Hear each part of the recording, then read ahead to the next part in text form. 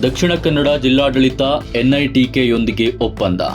ಒಡಂಬಡಿಕೆಗೆ ಜಿಲ್ಲಾಧಿಕಾರಿ ಎನ್ಐಟಿಕೆ ನಿರ್ದೇಶಕರ ಸಹಿ. ಮಂಗಳೂರು ಜಿಲ್ಲೆಯ ಅಭಿವೃದ್ಧಿಗಾಗಿ ಬೌದ್ಧಿಕ ಮತ್ತು ತಾಂತ್ರಿಕ ಸಲಹೆ ಸಹಕಾರ ಪಡೆಯುವ ನಿಟ್ಟಿನಲ್ಲಿ ದಕ್ಷಿಣ ಕನ್ನಡ ಜಿಲ್ಲಾಡಳಿತವು ಸೂರತ್ಕಲ್ನ ರಾಷ್ಟ್ರೀಯ ತಂತ್ರಜ್ಞಾನ ಸಂಸ್ಥೆಯೊಂದಿಗೆ ಔಪಚಾರಿಕವಾಗಿ ತಿಳುವಳಿಕೆ ಒಪ್ಪಂದ ಮಾಡಿಕೊಂಡಿದೆ.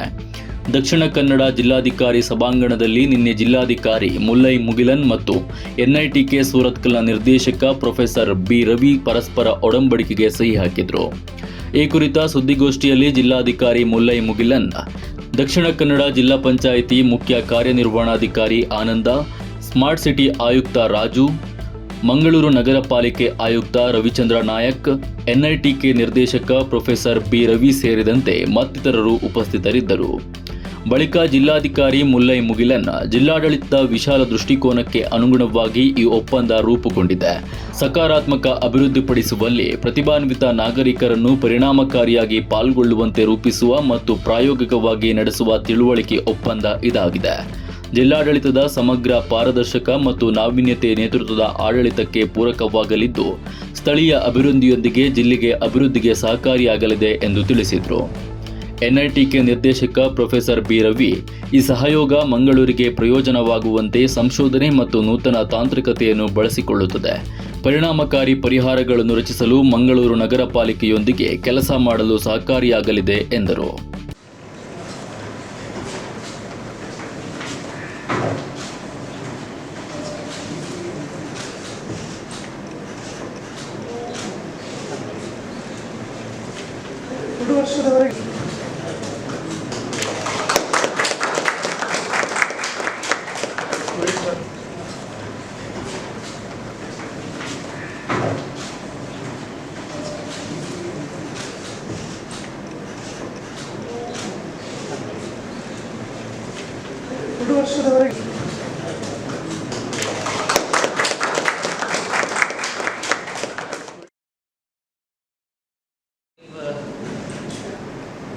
Come together to kind of start a new journey of collaboration to kind of integrate the strengths of Mangalore and Dakshin Kannada.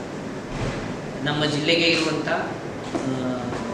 ಸ್ಟ್ರೆಂತಲ್ಲಿ ಒಂದು ಅಂದರೆ ನಮ್ಮಲ್ಲಿರುವಂಥ ಎಜುಕೇಷನ್ ಇನ್ಸ್ಟಿಟ್ಯೂಷನ್ಸ್, ಅದರಲ್ಲೂ ಪ್ರಮುಖವಾಗಿ NITK is an institution of national repute which we are lucky enough to be having in our district.